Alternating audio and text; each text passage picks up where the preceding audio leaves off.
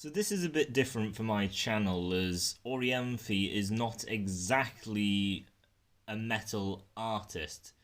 It's not even a band. Orianthi is basically just herself. Obviously, she has a band that backs her, unless there's not going to be much going on. But what she is basically an instrumentalist. Now, I haven't really reviewed anything which is an instrumentalist, and I haven't really reviewed anyone who is probably categorized as pop as well as rock and kind of blues based. I've mostly kind of just stuck to the metal scene, so most of the people who watch my stuff and the few that are subscribed may not be interested in this. So why am I covering it? Well, I tend to just like go towards things that I think sound good. Strong musicians, good vocalists, good songwriting. People with talent, that's what I usually go towards, and I usually find that's metal. That's where I get my enjoyment from, and I find there's a lot of talent in that genre.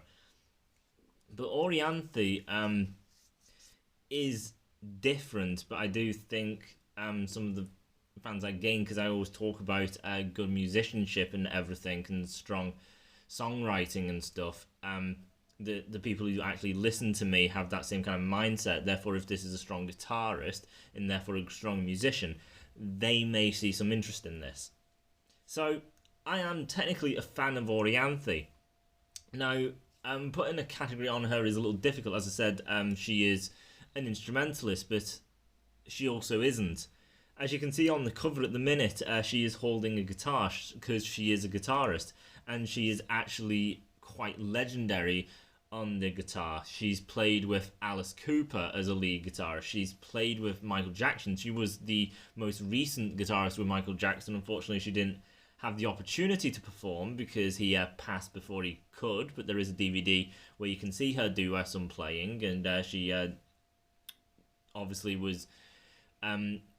Michael Jackson took interest in her because of her great talent on the guitar. One of her albums, she also collabed with Steve Vai, where they both duelled together. So Steve Vai would play a passage, and then Orianthi would then follow in tangent, and they would both try and outperform each other or match each other on equal playing field. And Steve Vai is legend. He is a legend on the guitar, one of the guitar gods. So the fact that Orianthi can go head to head with him, and then she's been with all these other kind of great musicians, like, you know, Michael Jackson, high-end, Alice Cooper and everything. Richie something, because she was a part of RSO, which is, I forgot his last name, but it's Richie's Sombrero or something like that, who was also quite high-end in the music industry. So she does have this kind of energy around her that she is somewhat of a big deal. Now, her first album was technically instrumental. You had a fair lot of tracks that were just all instrumental. It could range from just being great melody, some real technical shred stuff. Not just shred like Dragon Force, but shred in the lines of what Steve Vai would do, where it actually sounds musical and there is actual structure to it and a melody. And she interweaves between the all these genres, so she doesn't just stick to shred because that's boring, that's not really versatile enough. So she makes sure the song keeps elevating and keeps progressing, and the energy and the flow, it constantly is going and adapting, and always remains this beautiful sound, unlike, as I say, Dragon Force, which is just a wall of just speed and nothing else, and you get quite bored quite quickly. So she did do the kind of melodic size as well as a hell of a lot of speed. She is a very fast guitarist, which is amazing. She also can do some bluesy stuff, a little bit of jazz here and there. She definitely has blues influences, so that does come in a fair bit. And then on the first album, there was then the other tracks where she actually sung as well. She's Australian, so she does have an Australian kind of accent, which I think sounds a little kind of sexy. And her voice is very sexy. Her voice is really, really, really rich, and I think she is a fantastic singer. Usually when she sung, again, it was stuff along the lines of melodies and blues, a bit of kind of like hard rock kind of stuff. And that was the first album. I really, really enjoyed it. I love guitar work. I like great musicianship, but listening to it for a whole album, it can get a little draining for some people, and it does for me. Like, I can appreciate it, but then eventually I kind of want to kind of go somewhere else. So this being kind of mixed with the vocals and everything, I get massive entire songs of just guitar soloing, which is fantastic. Then I get songs which there is vocal work and it's relaxed and it's nice, and you still get the lead work in there. It was a fantastic album, I think. Great musicianship, great guitar work, incredible melodies, incredible speed. Just a phenomenal guitarist, and some great vocal work as well, with a range of hard rock to kind of blues and melody again. It worked very well. And then the second album, she kind of ditched the instrumental, which was on the album Believe. Now, there's two albums. There's like Believe, and then there's Believe 2, where she takes a few songs out and then adds a few other tracks. I'm not really sure why. Maybe she just really hated them and wanted to redo it again. I just basically take all the songs off Believe, and then the tracks that disappear, keep them, and then the tracks that are on Believe 2, just put them into Believe 1 to just have the bigger album, because why not? So that's how I do it, but unfortunately, obviously, if you go for physical or MP3, you're going to have physical. It's an impossibility. You have to pick one or the other. If you go MP3, then you're going to be kind of having to pick and try and meld things together weirdly. But yeah, as I say, she kind of got rid of the instrumental thing. There is only one instrumental track on Believe, and that is with the legend Steve Vai. But this is a kind of change for Orianthi. So this is the problem that some of my viewers may have. Believe is a pop album. It's very poppy, but it's not like... I think America pop is still different to what the UK's gone down in the lines of pop. I'm not actually sure. But let me kind of explain it like this. Nowadays pop, it's usually people that just... and that's the instrumental part. And that is it. They don't really have drums or any guitar or bass. It's just a person kind of just clapping really, really slowly. And then maybe they'll miss their hands clapping together, and they'll have to do a retake because it takes a lot of practice in order to clap your hands together. So that's kind of what pop is these days, with some really cringy lyrics that pop music usually only has something like 4 ideas, which is basically breakup, relationship, sex, drinking, partying. Other than that, there is barely anything to it. Pop songs don't really lyrically go anywhere else unless it's a rare occasion. I'm not saying this is it full on fact. No, this is just basically what most pop is. Some pop songs will go out and stretch beyond that lyrical content, but it's very hard to find. And then again, just with the kind of claps and everything, and then the rap incorporated, it's just really messy.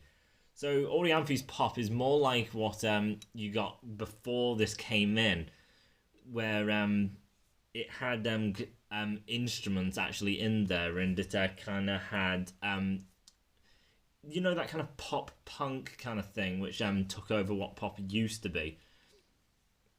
So that's what Orianthi's kind of with. It's like pop rock kind of stuff. So as I say, no instrumental tracks. The tracks don't go for anything really big or grand. The blues stuff and jazz kind of disappears in to make way for the pop things. The songs are kind of shortened and condensed.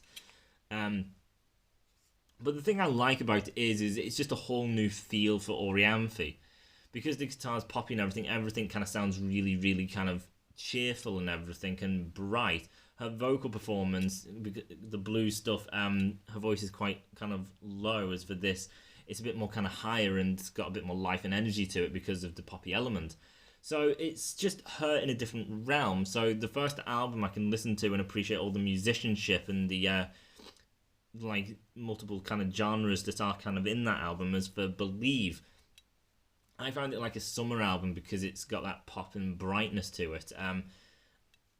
Listening to this, I don't really listen in the winter when it's like real dark nights outside. I listen to it when it's really, really warm, really, really sunny. And if I'm going on a drive, it's just like, I don't want to listen to metal, something hard and dark. I want to listen to Orianthi because it makes me feel happy. It makes me feel good. And it just works with the atmosphere of just bright and happy.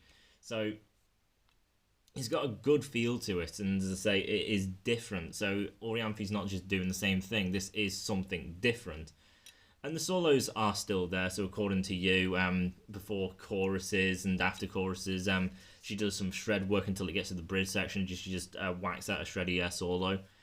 They're not as intricate and, complex as what the first album was going for. They are kind of stripped down a bit. So each song, the solo kind of just goes for the kind of sound and tone which that song is really going for. And then it's just like, okay, I'm going to do a quick solo here that is just a little bit of an extension of what this song is going for, and then I'll kind of retract. There is more than just pop. There is songs that are just complete melody and things. You do still get tons of blues stuff, but it has really took a back seat. So it's just something new, it's just something brighter, and it's a very enjoyable album. So even though it's pop, because it has the good guitar work, great vocals, and it's bright and everything, I really like it. As far as lyrical content goes, she does kind of fall in line with what the typical pop stuff is, which is basically, it's all about relationships. A lot of the songs off of Believe is just relationships, and it's not great, but I don't mind again because I just ignore it and just kind of focus on the voice and just the tone of the music and just the kind of energy that it gives off and the good vibes that it gives out. So I do enjoy Believe too. And then we got the third album, which was her latest release until she's done the single, which I'll eventually get to. So her third release, I think, is Heaven in This Hell, something along that line. And again, this was a new kind of approach for Orianthi. So she went more kind of hard rock slash blues. But the blues weren't clean, the blues were more kind of dirty on this album. And then the hard rock that was on the first album at times was clean. And then the hard rock on this has grit to it, it has dirt to it. So it was a very kind of gritty, kind of dirty, kind of sounding album with a heavier kind of focus on hard rock as well as the blues stuff. Now the hard rock stuff, it's still kind of easy. It's just got a bit of that kind of bite to it that Believe was lacking because it was more poppy. So it's basically just taken that, but you put more of a bite and grit into it. So it's not a huge evolution or something drastically different, but it is again a new kind of tone and sound. And again, Orianthi uses effects on her voice to kind of go along with the kind of gritty effects. So her voice is in a whole new kind of different kind of realm, and then the kind of tone is different. The solos kind of change a little bit, so it's not the same kind of typical thing, because the solo has to work with the kind of tone and sound she's going for. So there is a bit more to it. But it isn't, again, what Orianthi is. I always see Orianthi as she is a guitar legend. And with the songs being basic and technically mainstream, she never has really portrayed what she is capable of, apart from the first album. The first album she portrays it. The other albums, it doesn't really portray how good she is. The solos are good. Like, you can listen to the whole album, and at the end you will go, she's a pretty good guitarist. But legend, it doesn't really get that far. It's basically she's just really good, and she is able to carry emotion, which a lot of guitarists don't. She feels the solos, and there's warmth to it, and there is kind of grace and beauty about it, and she knows how to do a technical fast solo without it being kind of lost with her being there, which other lead soloists do. You don't feel a person's playing it. As for when Orianthi gets fast, you can sense there's a person behind it because you get Orianthi's emotions put through into it, which I always appreciate when she goes into speak. I always feel there is no lack of melody. It is constantly flowing, the energy. So, yeah, the two newer albums, they are mainstream. They offer more of a general audience than music heavy people, like guitar elitists. It's not really for them like the first album kind of was. It's not even for the heavy blues enthusiasts. It is definitely more kind of pop, hard rock, mainstream, very radio friendly, and the guitars are not overpowering. So that album came out in something like 2010, so it's been a long time, and she's now signed with Frontiers Records. She's making an album. She hasn't announced what it is or what the track listing is or anything, at least not that I know. And yeah, she's released a song that came out something like 4, maybe 5 days ago, called Sinner's Hymn. Now, when I first listened to this, I was like, it's okay, but I'm not really pleased. The second listen, I've only listened to it twice, so my most recent one, I just felt even worse. It didn't get better, it just got worse. So the tone of this song is just awful. It is such a bad tone. I always loved Orianthi's tone. It was always so warm and elegant. It was beautiful. Like, when I was just a kid, I would listen to metal and be like, I just want the heaviest and most aggressive tone on the planet. But then when I heard Orianthi and I'm mature, I grew up, I was like, you know, if I was a guitarist, I would want her sound. When she goes into heavy, it's just still so warm and beautiful, yet it is heavy. And then when it's lighter, it's just so beautiful, her tone. Her tone is one of the most beautiful guitar tones I've ever heard. She plays PRS, which is an incredibly versatile guitar. It can play the most beautiful stuff, and it can go to death metal types of brutality. PRS are a very good make. And I just thought Orianthi was just brilliant with getting the right tone. But this new track, she's got so much effect put into it, like so much reverb or something, I'm not sure, but the sound is just so thick. It's not bass, it's just an effect that just makes the sound like so big and thick that it loses all sorts of smoothness. There's zero warmth to it. There's not a lot of articulation. Like, when she starts going quick in the song, you can't hear anything. It just becomes just one single noise. Because when you have a lot of bass and something's going really fast, all it then becomes, instead of da-na-na-na, it just becomes brrrr, because it's just a wall of sound, and that's kind of what she does. So in the music video, when she's got the guitar lifted up and she's shredding it, all I hear is da, and it's just like, it looks like you're playing fast, but it just looks like you're faking it. Because I don't hear what you're portraying on the screen, and that's because the effects are just drowning the articulation. All the warmth, the clarity, the smoothness, it's all gone. When I showed it to my dad, he says the point is because it is a kind of gritty song, so the sound is also gritty. But then my response is, so because it's gritty, it has to sound crap. Like, you can have a gritty kind of tone without kind of losing like a musical element. Like, it doesn't sound musical at all. It just sounds abysmal. It's really, really awful. So, yeah, I'm disappointed with the tone. She's actually playing Gibson. And Gibson aren't a bad make either, but it's a flying V she's playing. It's Gibson, the amount of effect. It's just so thick, and it's just such an atrocious tone. And my dad said I would prefer something more smooth, but I understand why she went for it because of the grit. And so he agrees the tone is pretty bad. We'd rather have something better. But he understands that it's gritty, therefore he just accepts it as for, I'm not going to accept it. I think if it was gritty and everything, she could have gone for something dark and kind of aggressive, but it still has that kind of clarity and kind of bottom end to it to give it that kind of warmth effect. Just something that isn't what it is. because it is abysmal. And then her vocal work, again, she puts kind of a bit of effect into it, which kind of drowns out kind of the warmth and clarity again of her voice. So it's basically just everything's digital because everything's effect. Nothing sounds organic in this song, and it's really damaging in my opinion because everything is overly gritty and digitally altered. So there's nothing organic. There's nothing normal about this. It doesn't sound human. Anything. It's bad.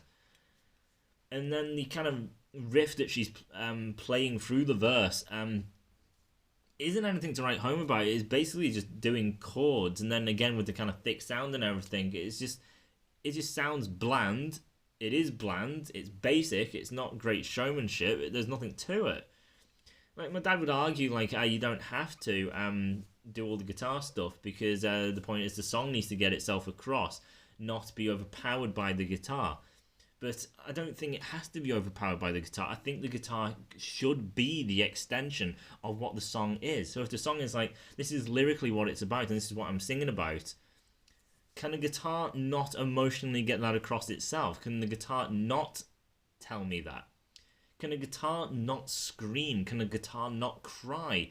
Can a guitar not make the sound of two people making love? Can a guitar not show anger and hatred? Can a guitar not make sadness and loss? Can a guitar not give any of these kind of emotions across? Or even grit, like this song is supposed to be going for, which my dad mentioned. Fact is, it bloody can. Therefore, why isn't it? In between the kind of chorus and verse, she basically just does a bend and just hammers it in. So in the music video, she just lifts the guitar up and just down, and they turn the volume so high on it, so it's just everything's level. And then when she does the down, the volume just pierces out. And the way she does it in the music video, like it's the greatest thing she's ever invented, and it's the greatest sound. All it is da. It doesn't sound great. It's not pleasing. And with the volume turned up, and then again the atrocious tone that she's picked, it becomes quite irritating. I actually hate it when she keeps doing it. I'm like, will you please stop doing that? So again, the chorus, there's nothing much to it, and she keeps enjoying doing the da, proper whacking at the strings, which then just gives the wall of that very aggressive tone. When it comes to the actual solo, where it's supposed to be in the kind of bridge section, it's more of a fake out. So she's just doing a bunch of nothing, and then at the end she does a bit of like hammer on pull off kind of things, and then does the one hand over to kind of deaden some strings and everything, and there's not really much to it. It's like it doesn't seem to have anything to it. Like, I'm not getting an emotion, I'm not getting any kind of feel about it. It's basically you're just hammer on and pulling off because, and that's it. Like, why? Why did you choose to do this? Why? What am I supposed to be feeling? All my questions are why? Why is the build up to it so lame? Why, when eventually you do get to it, it's not even a good payoff either? Why is it so emotionally hollow? Why is there no emotion in this at all? And even when it gets to the main solo, which is actually at the end of the song, the unfortunate thing is she does then come into her kind of thing where it gets very technical and everything, and you hear it and it's like, she's pretty damn good. Again, nothing great, and again, because of the tone she's picked, it's like I'm not getting anything where I'm emotionally connecting to it because there is no warmth or nice tone to it. So it all just is cold to me. I'm not getting anything. And then the playing is kind of going for technical, but it's like your technical playing doesn't seem to have like a thought to it. It's not got an emotion that's being driven. It's technical, and she just shifts between I'm doing this technical thing to this technical thing to this technical thing without any real reason to be doing it. And it's like, if you've got no reason, why even bother? Because then it just becomes just nothing. It's a shell. It's soulless, and that is the problem of this entire song. because of the tone she's gone for, because there's no kind of emotion being delivered through her guitar, because her vocals are so digital so it doesn't even sound like a real person, the whole song lacks emotion and heart and soul. Because nothing sounds human, nothing sounds organic, there is zero warmth to it, there's zero emotion. Even emotion of aggression, like, well, it's not supposed to be melodic, that's why it's not emotional. Anger and aggression is also an emotion. Everything is an emotion, and the guitar can do it as well. But I don't get emotion. When she does the solo with the kind of, as I say, gritty kind of tone she has, the tone isn't given the emotion. Your playing is supposed to tell me something, and I'm not getting it. I don't know what this solo is supposed to be doing. Therefore, I'm kind of just left confused at the end of it. So, my dad says it was all right, but I don't think he was overly impressed. As for originally, I was thinking maybe a 5.5. It's just an average track. There's nothing special about it. It's just average. You got Orianthi on vocals, which is all right, and it does have a solo. Therefore, it makes it average. But there's nothing that unique or special about it. But then thinking about it, I don't even think it hits average because the vocals are actually abysmal. The entire tone is abysmal. I don't get any enjoyment or emotion out of the entire song. Therefore, I'm just listening to something that doesn't have any great sound or emotion or anything to... I can't connect to this thing. I'm just not getting anything. And then the solo is just technical, but completely hollow. It's dead. So, therefore, the whole song is just a lot of nothing.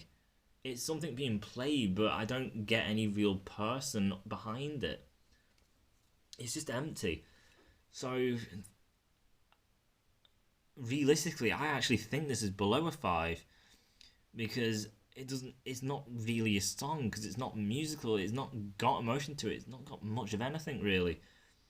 I would probably give this something like probably a 4. It's not really damn atrocious, but it's not even something that is average. Therefore, if I hear it, I don't care, but I'm not going to be bothered. If I hear it, it's just like, well, the tone is bloody irritating. I don't like it. So it can't be average because it actually does irritate me to a degree. So it's going to be a 4. And it's a shame because she's such a legend on the guitar. She has such a beautiful voice. Yet she does absolutely everything in this song. Everything is to make it bad. The tone, she does everything to make it crap. Her voice, she does everything to make it worse. I don't get it. It's ridiculous. But this is just a single and I'm already reaching half an hour, so I'm just going to call it here. I'm very, very disappointed. I really am. It's such a shame. Obviously, it's just one track. A whole album could be completely different to just a track. So I'm not really going to make a judgment, but I'm worried. But, you know, things could be better. Hopefully, things will be better. I'll see you guys in the next one.